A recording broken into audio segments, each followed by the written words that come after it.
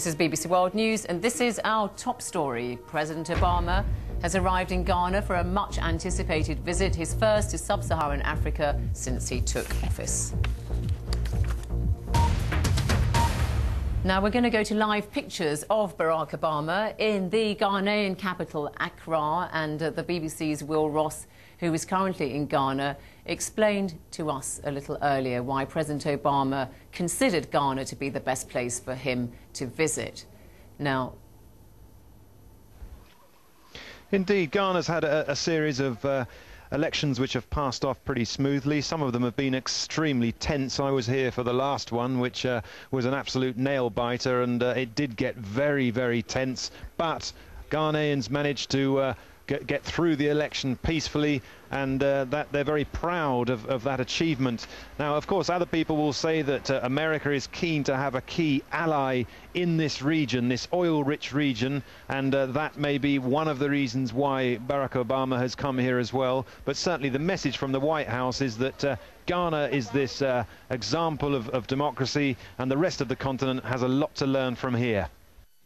That was Will Ross there in the Ghanaian capital, Accra. And of course, we're bringing you live coverage of that keynote speech that Barack Obama is due to make in the Ghanaian parliament in the next few minutes. Now, Zimbabwe's Industry and Commerce Minister, Welshman Ncube, has been speaking about President Obama's victory in the US elections and also what his visit to Africa should achieve. Well, I think the election of President Obama in the United States raised hope not just elsewhere in the world but in Africa, that you will have an America which is able to listen, a United States which is compassionate, a United States which will go back to discourse, negotiation, dialogue as instruments of relating with other countries. And we believe that part of what President Obama is doing is an attempt to live in that promise. And we obviously, as Zimbabwe, will be thrilled that he is coming to Africa. He might not come to Zimbabwe itself, but he's coming to Africa nonetheless. And we think if you can promote that dialogue and that respectful discourse with the United States, so that the United States uses more reason, uses more dialogue, as opposed to using more force. And we think that is a good thing. A view there from Zimbabwe with Welshman Ncube on Obama in Africa.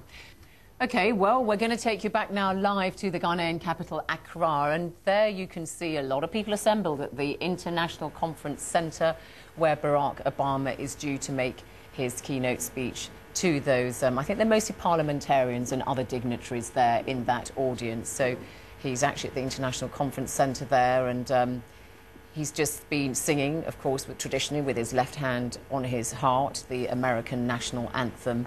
And Barack Obama is going to be making a speech which we've been told is going to be focusing essentially on good governance and democracy in Africa. And, of course, the reasons that Washington gave for the president to go to Ghana was because it has had two very successful elections. And while we're waiting for Barack Obama to start speaking, I can go to our guests here in the studio with me. A little while ago, you heard Bonnie Greer, the American author and playwright based here in London. She's originally from Chicago. And we also have now been joined by Jibril Fall. He's the chairman of the Africa Foundation for Development, and that's an organisation which supports business development in Africa. So, Jibril, you're happy, presumably, with Barack Obama going to Africa just 6 months into his presidency. I think that's the soonest that any president has done that. Absolutely. It's a very, very exciting moment. And we see the pictures we're saying, we see the diplomatic corps. You remember it, you're thinking of 1957, Nkrumah making major announcement in Accra. Accra is a city, it's an important city for African democracy and African development. It's had its bad times, but it was, of course, the first country, Ghana, that got independence in Africa. 6 months into his presidency, Obama in Africa, in West Africa, not Kenya, That's a win for West Africa. I come from Gambia. You're from Gambia.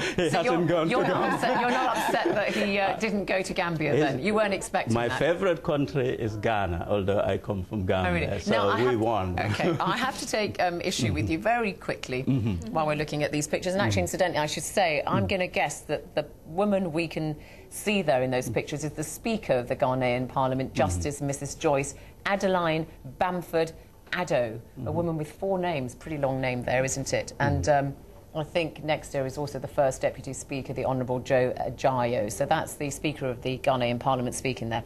Now, Jibril, you said Ghana. Now, we often hear this. Ghana is the first African country to have gained independence from colonialism. But I have to take issue with you slightly because, of course, a lot of people say, well, Egypt got its independence in 1952, but that's not a sub-Saharan Africa country. But then you do have the Sudan, which got its independence in January 1956. I'm being pedantic, I know. But I'm not. I mean, people sometimes say, well, Sudan put that as part of the Arab North. But I just want to make that clear. Yes, indeed. But the tradition actually, it links there because, you know, all of West Africa was called the Sudan generally. And what Ghana did as part of the getting independence was claiming back some of the ancestry. Okay, but I just thought I'd just qualify that. And Liberia would also say something else. Okay, and of course Ethiopia was never colonized. But anyway, I'll let you get away with it since Obama is in Ghana. But so, Bonnie, you were saying earlier on just how important the visit is actually, not just for Barack Obama, but for his family in particular. Yes, Michelle. particularly for Michelle because of her ancestry, our ancestry. And also the fact, you and I were talking about how the faces of West Africa are so much the faces of the United States. And so that kind of resonance is going to be quite overwhelming for her. All right, Bonnie, and apart from obviously the sort of democratic credentials of Ghana, and Obama has been emphasising that, is there a connection between the US and Ghana in particular, and many American tourists who do visit Ghana, for instance? Well, most of our thinking in terms of African-American history, of course, centers on that part of West Africa, the coast, and Ghana, and so forth. And also, as Jibril was saying about Nkrumah, all the way back there with independence and all of that.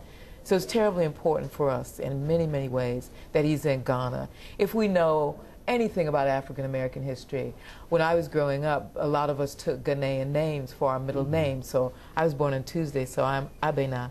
And so Abena is woman born on Tuesday. Oh. So Chicagoans especially, that was a very big thing for us to take those Ghanaian names. Okay, Jibril, I mean, how would you assess that kind of feel-good factor for all Africans? As you say, you're Gambian, not Ghanaian. So all Africans at Barack Obama's visit? It's huge.